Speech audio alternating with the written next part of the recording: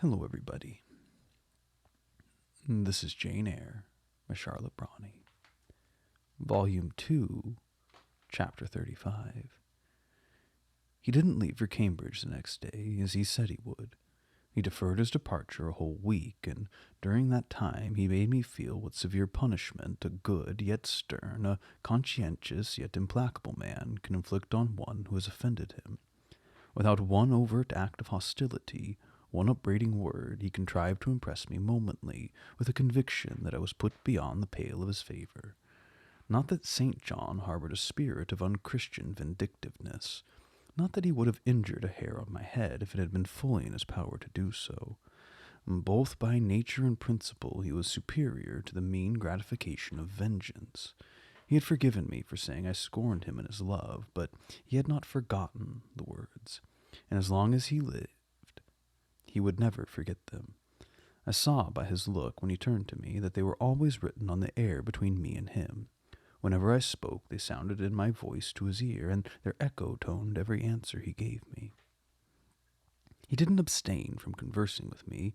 He even called me as usual each morning to join him at his desk, and I fear the corrupt man within him had a pleasure unimparted to and unshared by the pure Christian, in evincing with what skill he could, while acting and speaking apparently just as usual, extract from every deed and every phrase the spirit of interest and approval which had formerly communicated a certain austere charm to his language and manner.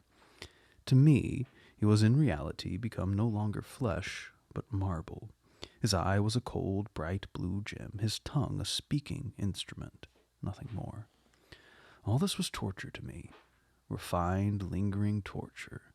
It kept up a slow fire of indignation and a trembling trouble of grief which harassed and crushed me altogether. I felt how, if I were his wife, this good man, pure as the deep sunless source, could soon kill me, without drawing from my veins a single drop of blood, or receiving on his own crystal conscience the faintest stain of crime. Especially I felt this when I made any attempt to propitiate him. No ruth met my ruth. He experienced no suffering from estrangement, no yearning after reconciliation. And though more than once my fast-falling tears blistered the page over which we both bent, they produced no more effect on him than if his heart had really a matter of stone or metal. To his sisters, meantime, he was somewhat kinder than usual, as if afraid that mere coldness would not sufficiently convince me how completely I was banished and banned. He added the force of contrast, and this I'm sure he did, not by malice, but on principle. The night before he left home, happening to see him walking in the garden about sunset, and remembering as I looked at him that this man, alienated as he was, had once saved my life, and that we were near relations, I was moved to make a last attempt to regain his friendship. I went out and approached him as he stood leaning over the little gate. I spoke to the point at once.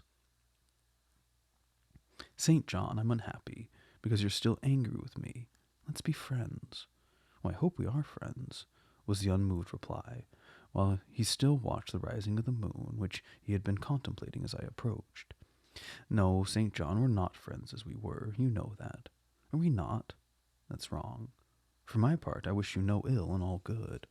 I believe you, St. John, but I'm sure you are incapable of wishing anyone ill. But, as I am your kinswoman, I should desire somewhat more affection than that sort of general philanthropy you extend to mere strangers." "Of course," he said, "your wish is reasonable, and I am far from regarding you as a stranger." This, spoken in a cool, tranquil tone, was mortifying and baffling enough. I had attended to the suggestions of pride and ire. I should immediately have left him, but something worked within me more strongly than those feelings could. I deeply venerated my cousin's talent and principle. His friendship was of value to me. To lose it tried me severely. I would not so soon relinquish the attempt to reconquer it. Must we part in this way, St. John? And when you go to India, will you leave me so, without a kinder word than you've yet spoken?" He now turned from the moon and faced me. "When I go to India, Jane, will I leave you?" "What? Do you not go to India?" "You said I could not unless I married you." "And you'll not marry me?" "You adhere to that resolution." Reader, Do you know, as I do, what terror those cold people can put into the ice of their questions? How much of the fall of the avalanche is in their anger, of the breaking up of the frozen sea in their displeasure? No, St. John, I will not marry you. I adhere to my resolution. The avalanche had shaken and slid a little forward, but it didn't yet crash down. Once more, why this refusal, he asked. Formerly, I answered, because you didn't love me. Now I reply, because you almost hate me. If I were to marry you, you would kill me. Oh, you're killing me now. His lips and cheeks turned white. Quite white. I should kill you. I am killing you. Your words are such as ought not to be used, violent, unfeminine, and untrue. They betray an unfortunate state of mind. They merit severe reproof. They would seem inexcusable, but that it is the duty of man to forgive his fellow, even until 77 times. I finish the business now. While earnestly wishing to erase from his mind the trace of my former offense, I stamped on that tenacious surface another and far deeper impression. I had burnt it in. Now you will indeed hate me, I said. It's useless to attempt to conciliate you. I see I've made an eternal enemy of you. A fresh wrong did these words inflict, the worse because they touched on the truth. The bloodless lip quivered to a temporary spasm. I knew the steely ire I had whetted. I was heart-wrung. You utterly misinterpret my words, I said, at once seizing his hand. I have no intention to grieve or pain you. Indeed, I have not. Most bitterly he smiled. Most decidedly he withdrew his hand from mine. And now you recall your promise, and will not go to India at all, I presume, said he, after a considerable pause. Oh, I will, as your assistant, I answered. A very long silence succeeded. What struggle there was in him between nature and grace in this interval I cannot tell. Only singular gleams scintillated in his eyes, and strange shadows passed over his face. He spoke at last. I before proved to you the absurdity of a single woman of your age proposing to accompany abroad a single man of mine. I proved it to you in such terms as I should have thought would have prevented you ever again alluding to the plan. That you have done so I regret, for your sake. I interrupted him. Anything like a tangible reproach gave me courage at once. Keep to common sense, St. John. You are verging on nonsense. You pretend to be shocked by what I've said. You're not really shocked, for with your superior mind you cannot be either so dull or so conceited as to misunderstand my meaning. I say again, I will be your curate if you like, but never your wife. Again he turned lividly pale, but, as before, controlled his passion perfectly. He answered emphatically, but calmly. A female curate, who's not my wife, would never suit me. With me, then, it seems, you cannot go, but if you are sincere in your offer, I will, while in town, speak to a married missionary whose wife needs a coadjutor. Your own fortune will make you independent of the Society's aid, and thus you may still be spared the dishonor of breaking your promise and deserting the band you engaged to join. Now I never had, as the reader knows, either given any formal promise or entered into any engagement, and this language was all much too hard and much too despotic for the occasion, I replied. There's no dishonor, no breach of promise, no desertion in the case. I'm not under the slightest obligation to go to India, especially with strangers. With you, I would have ventured much, because I admire, confide in, and as a sister I love you. But I'm convinced that, go when and with whom I would, I should not live long in that climate. Ah, you are afraid of yourself, he said, curling his lip. I am. God did not give me my life to throw away, and to do as you wish me would, I begin to think be almost equivalent. Moreover, before I definitively resolve on quitting England, I will know for certain whether I cannot be of greater use by remaining in it than by leaving it. What do you mean? It would be fruitless to attempt to explain, but there's a point on which I have long endured painful doubt, and I can go nowhere till by some means that doubt is removed. I know where your heart turns and to what it clings. The interest you cherish is lawless and unconsecrated. Long since you ought to have crushed it. Now you should blush to allude to it. You think of Mr. Rochester. It was true. I confessed it by silence. Are you going to seek Mr. Rochester? Oh, I must find what's become of him. It remains for me, then, he said, to remember you in my prayers, and to entreat God for you in all earnestness, that you may not indeed become a castaway. I thought I recognized in you one of his chosen, but God sees not as man sees. His will be done. We opened the gate, passed through it, and strayed away down the glen.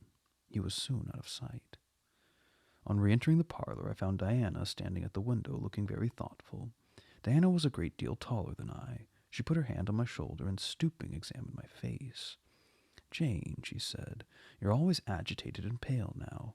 I'm sure there's something the matter. Tell me what business St. John and you have on hands. I've watched you this half-hour from the window. You must forgive my being such a spy, but for a long time I fancied I hardly know what. St. John's a strange being." She paused. I didn't speak. Soon she resumed. "That brother of mine cherishes peculiar views of some sort respecting you, I'm sure. He's long distinguished you by a notice and interest you never showed to anyone else, and to what end? Oh, I wish he loved you. Does he, Jane?" I put her cool hand to my hot forehead. "No, Di, not one whit." "Then why does he follow you so with his eyes, and get so frequently alone with you, and keep you so continually at his side? Mary and I had both concluded he wished you to marry him." "He does. He asked me to be his wife." Diana clapped her hands. "That's just what we hoped and thought. And you'll marry him, Jane, won't you? Oh, then he will stay in England." "Far from that, Diana. His sole idea in proposing to me is to procure a fitting fellow laborer in his Indian toils." "What, he wishes you to go to India?" "Yes." "Madness!" she exclaimed. "You would not live 3 months there, I'm certain. You never shall go. You've not consented, have you, Jane? Oh, I've refused to marry him." "And you have consequently displeased him," she suggested. "Oh, deeply. He'll never forgive me, I fear. Yet I offered to accompany him as a sister. Ah, it was frantic folly to do so, Jane. Think of the task you undertook. One of incessant fatigue, where fatigue kills even the strong, and you are weak. St. John, you know him, would urge you to impossibilities. With him there would be no permission to rest during the hot hours, and unfortunately I've noticed, whatever he exacts, you force yourself to perform. I'm astonished you found courage to refuse his hand. You do not love him, then, Jane?" "Not as a husband. Yet he's a handsome fellow. And I'm so plain, you see, Di, we should never suit." "Plain? You? Oh, not at all. You're much too pretty, as well as too good, to be grilled alive in Calcutta." And again she earnestly conjured me to give up all thoughts of going out with her brother.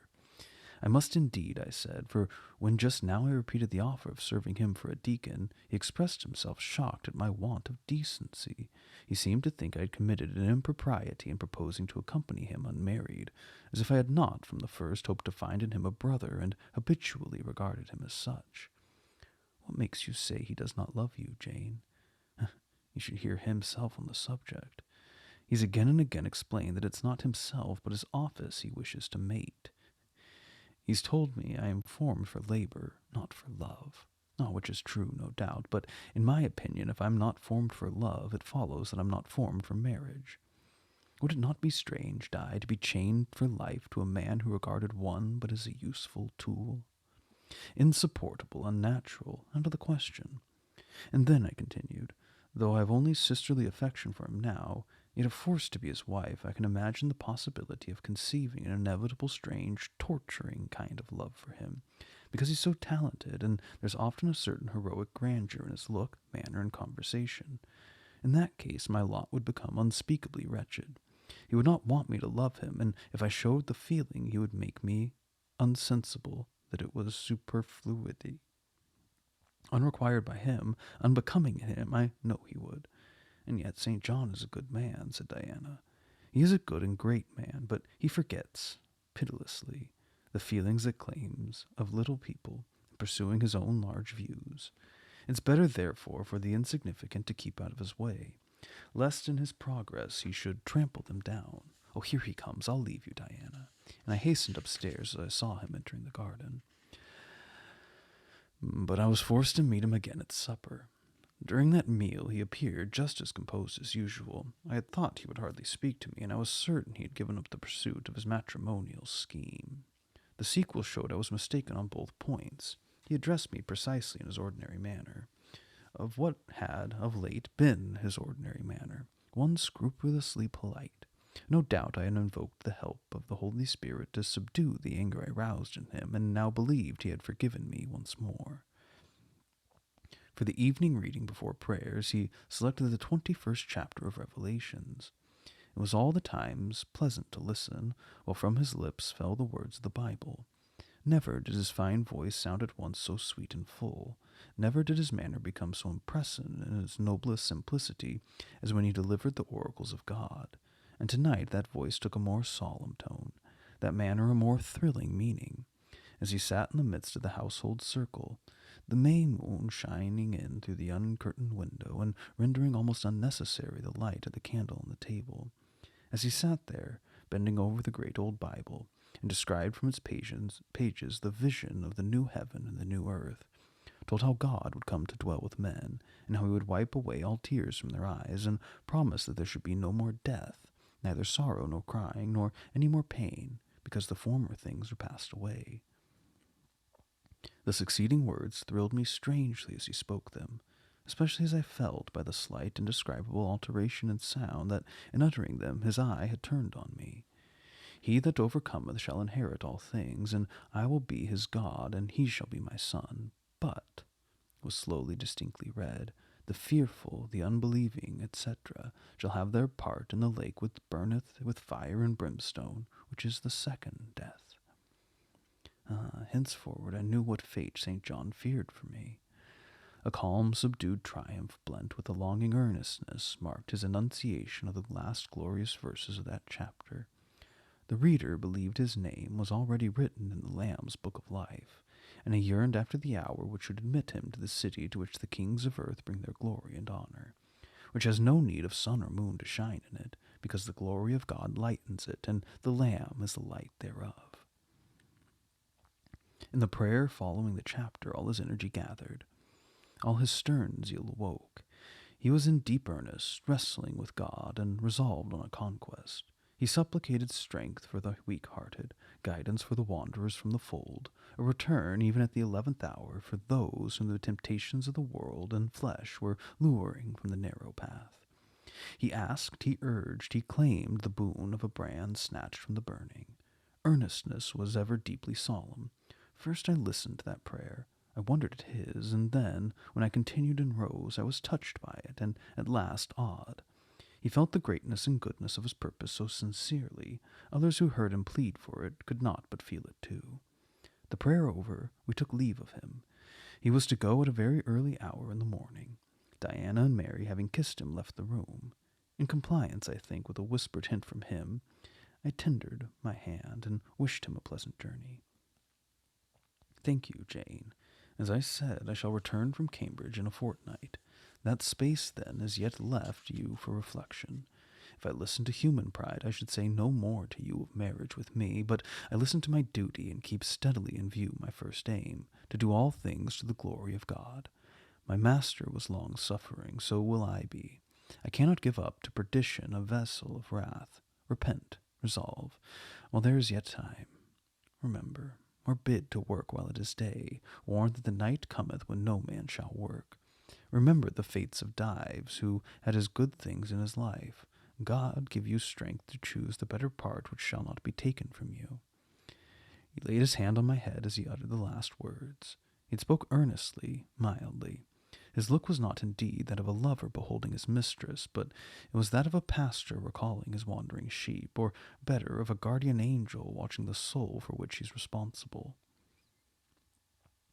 All men of talents, whether they be men of feeling or not, whether they be zealots or aspirants or despots, provided only they be sincere, have their sublime moments, when they subdue and rule. I felt veneration for St. John, veneration so strong that its impetus thrust me at once to the point I had so long shunned. I was tempted to cease struggling with him, to rush down the torrent of his will into the gulf of his existence, and there lose my own.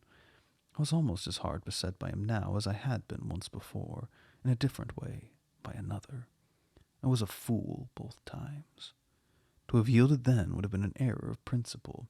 To have yielded now would have been an error of judgment.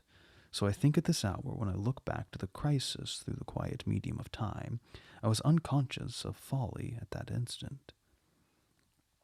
I stood motionless under the Hierophant's touch. My refusals were forgotten, my fears overcome, my wrestlings paralyzed. The impossible, i.e., my marriage with St. John, was fast becoming the possible. All was changing utterly with a sudden sweep. Religion called, angels beckoned, God commanded, life rolled together like a scroll. Death's gates opening showed eternity beyond. It seemed that for the safety and bliss there, all here might be sacrificed in a second. The dim room was full of visions. Could you decide now? Asked the missionary. The inquiry was put in gentle tones. He drew me to him as gently. Oh, that gentleness! How far more potent it is than force. I could resist St. John's wrath. I grew pliant as a reed under his kindness. Yet I knew all the time if I yielded now, I should not the less be made to repent some day of my former rebellion. His nature was not changed by 1 hour of solemn prayer. It was only elevated. I could decide if I were but certain, I answered. Were I but convinced that it was God's will that I should marry you, I could vow to marry you here and now, come afterwards what word. My prayers are heard, ejaculated St. John. He pressed his hand firmer in my head, as if he claimed me. He surrounded me with his arms, almost as if he loved me. I say almost. I knew the difference, for I had felt it. For I had felt what it was to be loved, but like him I had now put love out of the question and thought only of duty. I contended with my inward dimness of vision, before which clouds yet rolled. I sincerely, deeply, fervently longed to do what was right, and only that. Show me the path, I entreated of heaven. I was excited more than I have ever been, and whether what followed was the effect of excitement, the reader will judge. All the house was still, for I believe all except St. John and myself were now retired to rest. The one candle was dying out, the room full of moonlight. My heart beat fast and thick. I heard its throb. Suddenly it stood still to an inexpressible feeling that thrilled it through and passed at once to my head and extremities. The feeling was not like an electric shock, but it was quite as sharp, as strange, as startling. It acted on my senses as if their utmost activity hitherto had been but torpor, from which they were now summoned and forced to wake. They rose expectant. Eye and ear waited while the flesh quivered on the bones. What have you heard? What do you see? Asked St. John. I saw nothing, but I heard a voice somewhere cry, Jane, Jane, Jane. Nothing more. Oh God, what is it? I gasped. I might have said, where is it? For it didn't seem in the room, nor in the house, nor in the garden. It didn't come out of the air, not from under the earth, nor from overhead. I heard it. Where or whence, forever impossible to know. And it was the voice of a human being, a known, loved, well-remembered voice. That of Edward Fairfax Rochester. And it spoke in pain and woe, wildly, eerily, urgent. I'm coming, I cried. Wait for me. Oh, I'll come. I flew to the door and looked into the passage. It was dark. I ran out into the garden. It was void. Where are you? I exclaimed. The hills beyond Marshland sent the answer faintly back. Where are you? I listened. The wind sighed low in the firs, all the moorland loneliness and midnight hush. Down superstition, I commented, as that spectre rose up black by the black yew at the gate. This is not thy deception nor thy witchcraft. It is the work of nature. She was roused and did no miracle, but her best. I broke from St. John, who had followed, and would have detained me. It was my time to assume ascendancy. My powers were in play and in force. I told him to forbear question or remark. I desired him to leave me. I must and would be alone. He obeyed at once. Where there's energy to command well enough, obedience never fails. I mounted to my chamber, locked myself in, fell on my knees, and prayed in my way, a different way to St. John's, but effective in its own fashion. I seemed to penetrate very near a mighty spirit, and my soul rushed out in gratitude at his feet. I rose from the thanksgiving, took a resolve, and lay down, unscared, enlightened, eager but for the daylight.